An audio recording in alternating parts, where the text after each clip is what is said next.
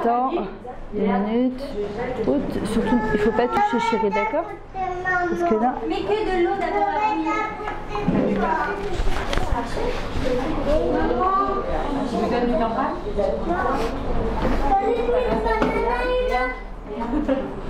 Tiens, pas de top, mais ouais, c'est... Ok, super. Alors, Léa, c'est quoi juste le...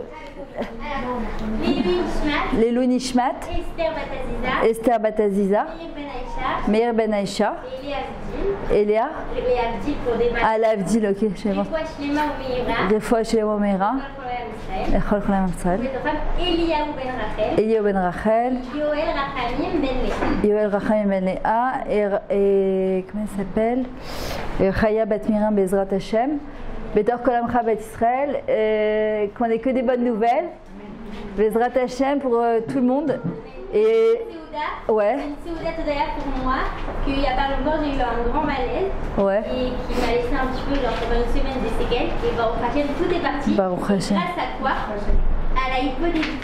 Mon mari m'a dit, Léa, c'est rien. Parle à Hachem, prie, tu vas voir Ravarouche. Il dit vraiment que la hypodésie, ça amène beaucoup de choses. Pour moi, il m'a raconté une histoire que quelqu'un, Shalom, il avait la maladie. Et il lui a dit, Ravarouche, fais hypodésie, ça va, ça ne pourra plus. S'il avait cette maladie, il ne pouvait plus étudier les oreilles. Il a écouté le rêve, il a fait des doutes. Quelques jours plus tard, il a été faire son examen. Les médecins, ils ont dit, on n'a même pas commencé les chipoules, il n'y a plus rien. Il a dit à Ravarouche, vraiment, ça marche. Baruch Hashem. Et moi, j'ai grave fait ça et j'ai senti la yeshiva, alors il y aura ça. Alors voilà, Bezrat Hashem, que tu fasses toujours des Seudat Todaya. Et pour que des bonnes choses si Dieu le veut. Et voilà, donc on a Gulat Mordechai. Quel jour on est? Lundi 16, c'est ça? Vous êtes en majorité là les filles, les petites jeunes là. Vous nous avez ouf. Alors d'abord Léa, merci pour chaque fois organiser, motiver avec tes pizza parties. Donc ça t'amène que des brachot à la maison. Alors comme hier on a pu voir, c'était le mondial Croatie, la France. Les gens ils étaient comme des fous partout. C'était la France elle a gagné, c'est génial. Moi j'ai décidé que ce soir on allait faire le mondial avec Hachem. Alors, c'est-à-dire le mondial avec Hachem, c'est justement cette tikshorette, cet lien qu'on va retrouver avec Akadosh Baruch Hu. De quelle manière on va retrouver ce lien avec Hachem? Comme elle a expliqué Léa en quelques mots, d'accord, que tout ce qui nous arrive dans la vie, c'est parce que souvent on a perdu notre kesher avec Hachem, notre lien avec Hachem. J'expliquais aujourd'hui à quelqu'un, je lui dis malheureusement, quand est-ce qu'on s'adresse à Akadosh Baruch Hu? Quand ça va pas. Et aujourd'hui, on va voir comment on va s'adresser à Hachem. D'abord quand ça va, pour que quand ça va pas, on puisse s'adresser à lui, on ne se sent pas un petit peu hypocrite ou justement trop éloigné de lui pour pouvoir lui parler. Justement, quand ça va, comment on va réveiller la rachamim d'Akadosh Baruch Hu, la miséricorde divine, et de quelle manière on doit s'adresser, on doit prier à Akadosh Baruch Hu et lui demander des choses. Alors, il y a une phrase qui dit Nitzruli Banai. Mes enfants, je vous demande de me gagner. C'est pour ça que j'ai appelé ça le mondial avec Hachem. C'est-à-dire comment on va vaincre Akadosh Baruch Hu. A priori, c'est un peu chutzpah de dire que nous, en tant qu'êtres humains, petits comme on est, on va vaincre Akadosh Baruch Hu. Et Akadosh Baruch Hu, il nous demande une seule chose, c'est de le vaincre. Je pense que si on faisait Bémet, il beau des doutes comme il faut, qu'on avait un vrai lien avec Hachem, et que quand on demandait Mashiach, on priait Akadosh Baruch Hu, on lui demandait de manière à ce qu'il n'y a pas le choix, il faut que la Mashiach il arrive, il faut que cette année, on puisse ne pas jeûner, Bezrat Hachem, que le Tisha B'Av, on ne va pas jeûner, parce que le Mashiach il va être là et que le Beth Amikdash il est là. De quelle manière on va les Natser à Kadesh Baruch Hu? On va les Natser, ça veut dire quoi? Les Natser, c'est pas convaincre, c'est vaincre à Kadesh Baruch Hu. D'abord, il y a deux choses qu'on avait parlé la dernière fois. Quand on prie à Kadesh Baruch Hu, il y a deux choses qu'il faut utiliser, mais c'est pas ça sur quoi je vais m'attarder aujourd'hui. C'est d'abord les Shachnei Hachem, c'est convaincre Hachem. Comment on convainc Akadosh Baruch Hu dans la tefila? Parce qu'a priori, Akadosh Baruch Hu, il n'a absolument pas besoin de notre filote. Il sait exactement ce qu'on a besoin. Alors j'ai expliqué ça ce matin à une Kala. Je vais dire pourquoi on a besoin de demander des choses à Akadosh Baruch Hu, puisqu'il sait ce qu'on a besoin. Pour que nous-mêmes, on arrive à faire nos propres birourim. C'est-à-dire que nous-mêmes, parfois, on ne sait même pas ce qu'on veut. Par exemple, je lui ai posé la question, je lui ai dit, est-ce que tes parents, c'est un couple de réussite pour toi, pour reproduire un peu la même chose avec ton mari? Elle m'a dit, pas du tout. Alors je lui ai dit, et qu'est-ce que tu veux pas reproduire? Elle m'a dit, je veux pas être comme ma mère qui arrête pas de se plaindre. Alors je lui ai dit, sache que si tu formules ça, tu vas refaire exactement la même chose que ta mère. Alors elle m'a dit, pourquoi? Je lui ai dit, parce que ce que tu veux, tu le formules de manière négative. Je ne veux pas être comme ma mère, c'est-à-dire me plaindre tout le temps. En général, les Ratachim, quand vous allez trouver vos zivoug, si Dieu veut, quand on demande à Kadesh Baruch Hu, on a tendance à demander ce qu'on ne veut pas. Alors qu'il faut apprendre à formuler ce qu'on veut. Et parfois tu dis oui mais je ne sais pas ce que je veux vraiment. C'est pas grave. Commence par ce que tu sais déjà, pas parce que tu ne sais pas. Si je lui dis je ne veux pas être comme ma mère, je ne veux pas me plaindre, il y a des fortes chances que tu reproduises la même chose. Ce que tu dois formuler, c'est ce que je veux être, c'est une femme souriante, sympathique, qui sait voir le positif dans le quotidien de mon mari et dans le mien. En priant comme ça, quel est le but? C'est qu'Akadosh Baruch Hu me pousse à chercher au fin fond de moi ce que j'ai vraiment envie. Parce qu'en vrai, Akadosh Baruch Hu n'a pas besoin de ma tefila. La deuxième chose, quand on vient prier Hachem, il faut beaucoup de hanava. Très souvent, quand on prie et qu'on n'est pas exaucé, qu'est-ce qu'on dit? Je comprends pas. Je suis pas sa fille, moi, Hachem. Pourquoi il me répond pas? Ça fait des mois, des semaines, voire parfois des années que je demande la même chose et qu'Akadosh Baruch Hu ne me répond pas. Je comprends pas, moi, je suis pas sa fille. Il peut pas me répondre à Akadosh Baruch Hu. Et en vrai, ce qui se passe, c'est que quand on prie à Akadosh Baruch Hu, il faut venir avec beaucoup d'humilité. Ça veut dire quoi venir avec d'humilité? C'est, comme il explique le Rav Arush, il dit « Moi, je suis rien, et toi, tu es tout. Moi, Akadosh Baruch Hu, je suis rien du tout. » En même temps, Kolola Nivra et la Bijvili. Le monde, il tient que grâce à moi. C'est-à-dire qu'il a besoin de mes tfilotes. Et le Rabbi Nachman, il expliquait que Akadosh Baruch Hu, il a besoin d'un hitbo des doutes. Pourquoi? C'est quoi la hitbo des doutes? C'est s'isoler avec Hachem, c'est prendre rendez-vous avec Hachem et ne pas être mévateret, ne pas céder ce rendez-vous avec lui. Et vous allez voir comment le Yetzer Hara, il est fort. Toute la journée, tu te dis je vais m'arrêter, je vais m'arrêter, je vais m'arrêter, je vais m'arrêter. On a toujours quelque chose de plus important à faire que de s'arrêter et de parler avec Hachem. Je ne parle pas d'ouvrir un sidour et prier. Ça, Baruch Hashem, je pense qu'on le fait toutes. Prier dans son quotidien, moi par exemple, Baruch Hashem, c'est quelque chose que je fais tout le temps. S'il y a 24 heures sur 24, je parle avec Hachem. Il n'y a pas un truc que je fais, même quand je m'habille, je lui demande comment je m'habille. S'il n'y a pas un truc que je fais, où je lui demande pas son avis, qu'est-ce que je fais, qu'est-ce que tu veux, qu'est-ce que tu penses. Mais s'arrêter 5 minutes et parler avec Hachem, ça je me suis rendu compte que le Yetzer Hara, il m'a attrapé sur ça. Vous savez pourquoi? Parce que le Yetzer Hara, il n'a aucune emprise sur la hitbo des doutes. La tfila, tu commences ta tfila, tout va te revenir en tête. Tout ce que tu as perdu, tout ce que tu dois faire, tous tes programmes, tu te retrouves séché à l'homme, on n'a pas pensé à un mot. La hitbo des doutes, on dit que le Yetzer Hara n'a pas d'emprise dessus. Pourquoi?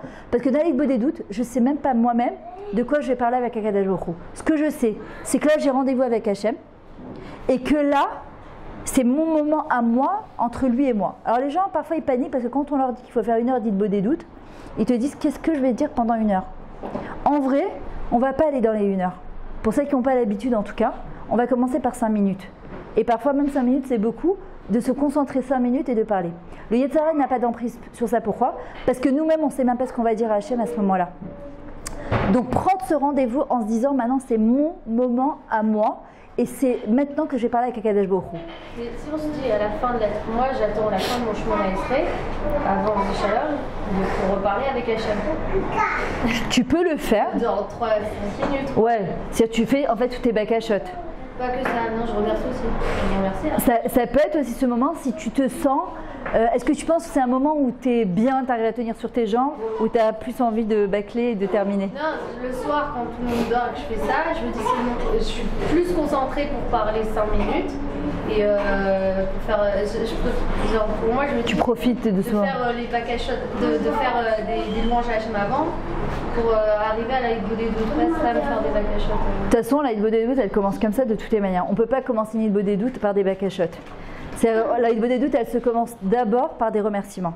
C'est-à-dire que je ne peux pas commencer à ouvrir ma bouche et commencer à dire à Kadosh Baruch Hu, je t'en prie, aide-moi.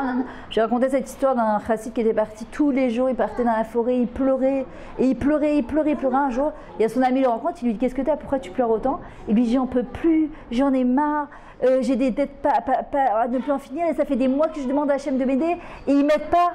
Il lui dit comment tu demandes? Il lui dit ben tous les jours je pleure pendant une heure. Alors il lui dit tu sais quoi? Peut-être que quand tu vois que ta tefila elle n'est pas exaucée, peut-être il y a des fois il faut savoir changer de manière de parler. On l'apprend de Moshe Rabbeinu. Chaque fois quand il a demandé dans ses 515 tfilotes va être Hanan à rentrer en Eretz Israël, chaque fois il demandait d'une manière différente. Pourquoi? D'abord pour détourner le Yetzer Hara. Et puis si tu vois que tu n'as pas été exaucé, ce que tu fais, c'est que tu changes de manière de prier.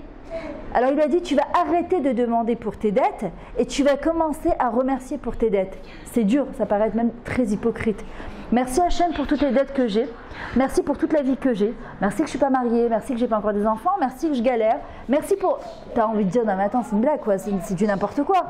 Et pourtant, dire ça en fait, c'est montrer à Hachem quoi? C'est de la anava, de l'humilité. Le Rav Arush, il explique, il dit, quand tu arrives, quand tu pries, à avoir de l'humilité, quand tu demandes, en vrai, il dit Hemanta bacharta.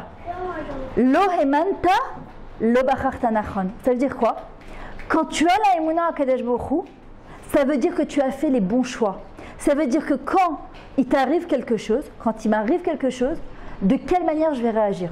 Si je réagis bien, à ce moment-là, ça veut dire que j'ai choisi de me remettre entre les mains d'Akadosh Baruch Hu.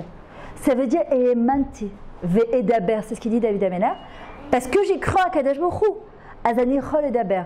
Je peux parler, je vais parler à Akadosh Baruch Hu. La émouna, ça part par le dibour.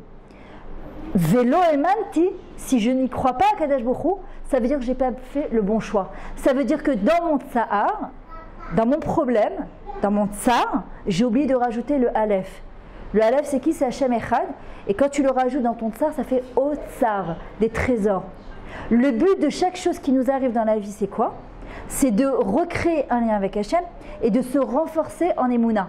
Comme il y a marqué, Mishebote Arbachem, Chesed Yesoveveu.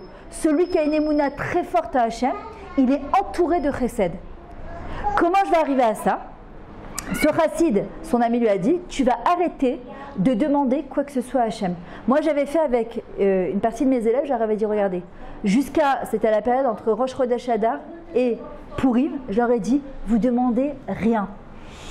Pour avoir de la simcha, il faut être capable déjà de voir ce qu'on a. Parce que qu'est-ce qui nous enlève la simcha? C'est de se dire que si on avait autre chose, et alors on serait beaucoup plus heureuse. Alors je leur ai dit, comme c'est un travail de simcha, alors jusqu'à Purim, on ne demande rien. Juste on remercie sur ce qu'on a. J'ai fait ce travail avec elle. Vous savez combien de fois je me suis rendu compte que par jour, je disais à Kadesh Baruch Hu, Hachem, Hachem, s'il te plaît, tu peux me faire. À la fin, je me suis dit, mais combien par rapport à ce que tu demandes, tu remercies? Dans les mondes petits détails de la vie. Et j'ai arrêté, pendant 15 jours, j'ai rien demandé. J'ai juste remercié. Ce chassid-là, il l'a fait. Il a arrêté de demander. Hachem, merci pour mes dettes. Hachem, merci pour ce que j'ai. Hachem, au début, tu as l'impression d'être la plus grosse hypocrite de la terre, honnêtement. Quoi, merci pour des dettes? Quoi, merci pour cette galère? Comment je peux dire merci pour ça? Hier, j'écoutais un cours du Rav Arush, je lui ai expliqué sur le Shalom Bayit, par exemple. Et parfois, tu dis, j'en peux plus. Anilo mistaderet avec mon mari. Anilo mistaderet avec cet enfant. Anilo mistaderet zelomatim. J'ai pas fait le bon choix. Le Rav Arush, il dit pourquoi? Parce que j'oublie à ce moment-là. J'ai mon ego qui se met en avant et qui me dit, tu aurais dû avoir autre chose. Tu aurais dû te marier avec quelqu'un d'autre. Tu aurais dû avoir d'autres enfants. Tu aurais dû avoir une autre maison, une autre parnassa. Hachem, quelque part, il s'est planté. C'est ce que je lui dis. Dans des mots un petit peu plus délicats. Mais quand je lui dis, je ne suis pas content de ce que j'ai, je suis en train de lui dire quelque part, Hachem, tu t'es trompé. Tu aurais dû me donner autre chose. C'est pas ça que tu aurais dû me donner. Or, si j'ai la anava, l'humilité de venir à Hachem et lui dire, tu sais quoi, tout est médouillac, tout est précis. C'est très beau ce que je vous dis en théorie. Mais en pratique, c'est beaucoup plus difficile. Mais de se le dire et de se le répéter en disant à Kadesh Baruch Hu, d'abord je te demande pardon sur toutes les fois où je ne crois pas en toi. C'est la première démarche. Pardon sur toutes les fois où je ne crois pas en toi. La deuxième démarche, je te demande pardon sur cette chose, parce que quand je manque d'émouna, forcément je suis une avéraze. Parce que je suis triste, je m'énerve, je me mets en colère. Donc déjà la démarche, c'est 1. Quand je vais m'adresser à Kadesh Baruch Hu, premièrement, il faut avoir de la achna'a. C'est la soumission. 2, la hanava. 3, comment je vais l'écharner à Kadesh Baruch Hu. Et ça va être le thème d'aujourd'hui, du mondial avec Hachem. C'est comment je vais l'écharner à Kadesh Baruch Hu, le convaincre que c'est kedaï pour lui, ça vaut la peine pour lui de me donner ce que j'ai, la brioute, ce que j'ai besoin. Comment je vais convaincre Hachem de ça? Il y a marqué Nitzrouli Banaï. Je vous en prie, mes enfants, venez me vaincre. Venez me vaincre. Après, tu te dis, moi je vais vaincre Hachem, je ne peux pas vaincre Akadosh Baruch Hu. C'est-à-dire qui je suis, Bichal, je suis toute petite. Akadosh Baruch Hu est d'ici. C'est comme si je suis devant un plaidoyeur, une plaidoirie, je ne sais pas comment on dit, et tu viens et tu dois convaincre le chauffette, le juge, de te donner ce que tu as besoin où tu vas lui prouver que le jugement qu'il a fait, il n'est pas bon. Nous, on est exactement entre les 3 semaines de Tisha B'Av, 17 Tammuz et Tisha B'Av. C'est une période qui est lourde. C'est une période où on aimerait déjà être après, en se disant vivons déjà dimanche soir, vivons déjà dimanche soir.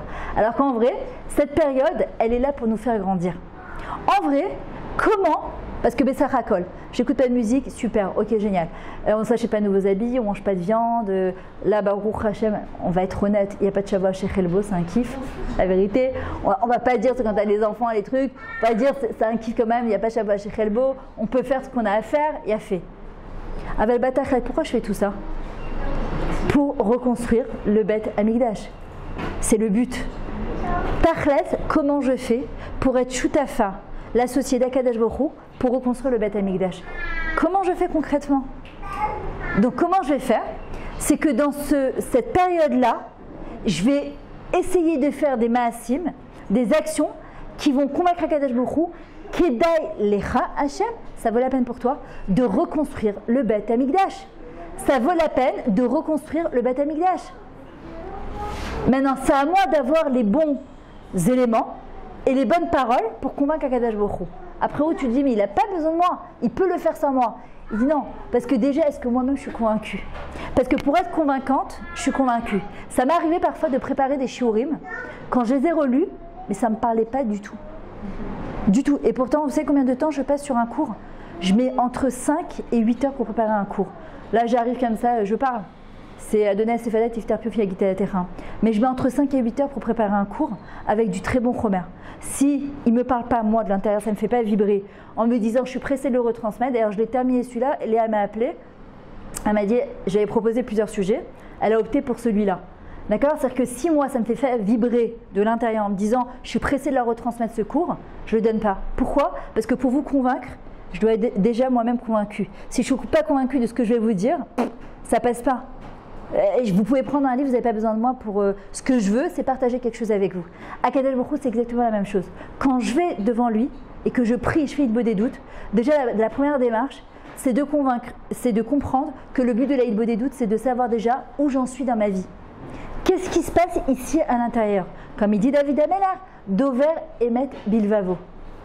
Hier, je parlais avec une femme de Natania, et elle me disait à un moment, on parlait d'un truc, elle s'est mise à pleurer. Je lui dis, qu'est-ce que t'as? Elle m'a dit, je suis en colère. Je lui dis, t'es en colère après qui? Elle m'a dit, je ne vais pas le dire. Je lui dis, vas-y, après qui? Elle me dit, on a honte de dire qu'on est en colère parfois après Hachem. Et pourtant, parfois, c'est ce qui se passe. Quand parfois, tu as prié, tu as demandé, tu as truqué, et que tu as l'impression, maintenant, nous, ce qu'on veut, c'est qu'on ne veut pas être en colère avec Hachem en vrai. Parce qu'on sait que tout ce qu'il nous donne, c'est ce qu'il y a de mieux pour nous. Mais il y a des fois, c'est plus fort que nous. Tu te dis, je veux bien, je le sais, mais j'arrive pas à le vivre.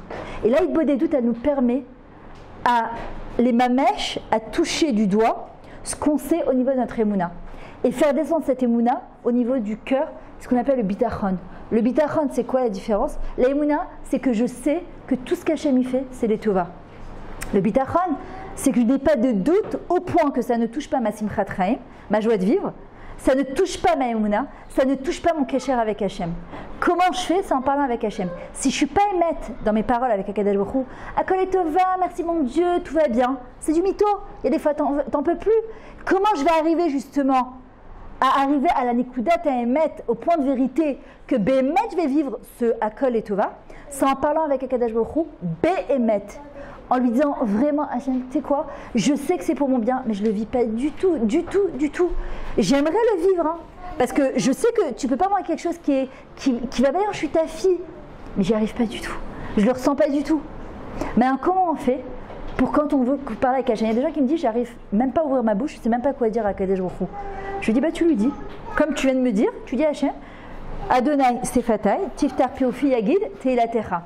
Pourquoi j'ouvrirai ma bouche d'abord? C'est pour dire à Akadosh Baruch Hu d'abord, premièrement, c'est pour la Hagit Teilatecha. D'abord, c'est Bichal, j'ai le mérite. Vous vous rendez compte que quand même, sur des 7 milliards d'êtres humains, on a Akadosh Baruch Hu qui est devant nous, le maître du monde, et on a le srout de pouvoir se tenir devant le maître du monde. Et on a ce rendez-vous avec lui 5 minutes par jour. Si par exemple, j'avais rendez-vous avec Bibi ou avec le Rav Kanievski, il y a quelque chose qui m'importerait plus que ça, franchement. Quand tu sais que peut-être c'est un moment de être Hatson, où toutes les portes elles sont ouvertes, où tu peux obtenir ce que tu as besoin. est-ce qu'il y a quelque chose qui peut plus m'apporter que ce rendez-vous avec Akadosh Baruch Hu? A priori, normalement, non. Donc quand je commence à ouvrir ma bouche, et déjà, je commence par Te'ila Techa, par dire des louanges à Akadosh Baruch Hu. Merci pour tout ce que j'ai, pour tout ce que je suis, pour tout ce que j'ai pas et pour tout ce que je suis pas. Parce que toi, Akadosh Baruch Hu, tu es tout et moi je suis rien. Toi, tu peux tout et moi je peux rien. Même mon petit doigt, je ne peux pas le bouger. Même ouvrir ma bouche, vous parler, si ce n'est pas Hachem qui m'aide à ouvrir ma bouche et vous dire ce que vous devez entendre et pas ce que j'ai envie de vous dire, c'est Akadosh Baruch Hu qui m'aide. Donc déjà, la Hagit Te'ila Techa. Je commence par des louanges. Merci pour tout. J'écoute, je respire, je vis, je vois, je mange, je m'habille, je suis en Eretz Israël. Mais Toda, la elle, d'abord merci. Après, lui dire, écoute Akadosh Baruch Hu, par exemple, j'ai un problème dans ci, je ne sais pas comment gérer ça, je ne me sens pas bien en ce moment, ou je suis très heureuse, j'ai une solution à trouver, je ne sais pas comment, où elle est, comme on dit, ne raconte pas à Hachem combien tes problèmes sont grands, raconte plutôt à tes problèmes combien Hachem est grand. D'accord? C'est-à-dire que ça, on doit se répéter tout le temps. Il y a des fois, Hachem, j'en peux plus, Hachem. Mais en gros, on devrait s'adresser à nos problèmes et dire à nos problèmes, d'ailleurs, qui se dit en hébreu Ba'aya, c'est les mêmes lettres que Bezrat Hachem. D'accord? C'est dire à nos problèmes, mais tu crois que tu vas me bouffer ma vie, toi? Tu crois qu'un problème comme ça, alors qu'Hachem, il peut tout, le Rav Rami Volojin, il dit, en un clin d'œil à Akadosh Baruch Hu, il peut tout. Qu'est-ce qu'on se répète, nous? Mais je peux pas, je sais pas comment je vais faire. Oui, c'est sûr que toute seule, je sais rien du tout. Strictement rien. Et c'est pour ça que quand on fait une bonne des doutes, qu'on s'approche devant Hachem, on doit venir Anava en humilité totale. C'est-à-dire que j'ai le srout de pouvoir me tenir devant toi sur des milliards d'êtres humains et que tu es à mon écoute à ce moment-là, on apprend aussi d'Akadosh Baruch Hu comment écouter une personne. C'est quoi comment écouter une personne? Il y a des fois, il y a des gens qui viennent, ils vous parlent, ils sont pas bien. On a tendance à vouloir donner notre avis. Tu devrais faire ci, tu devrais faire ça, tu sais, moi aussi j'étais dans ça. Il y a des gens, parfois, ils n'ont pas envie d'écouter une solution. Parfois, ils veulent seulement être entendus. Et je vais vous dire mieux que ça, je vois en coaching personnel, par exemple, je ne donne pas de solution aux gens. Et parfois, les gens ils me disent, mais quoi? La solution, elle est chez toi. De qui on la prend? D'Hachem. Quand tu fais une bonne doute, tu parles avec Akadosh Baruch Hu, il te répond à sa manière, mais il te répond avec des mots, non. C'est en posant toi-même, en faisant ton monologue de questions-réponses, parfois que tu arrives à ta propre solution. C'est-à-dire, tu parles avec Hachem, tu lui dis, écoute, je ne sais plus, je ne comprends pas comment je fais. Et d'un coup, tu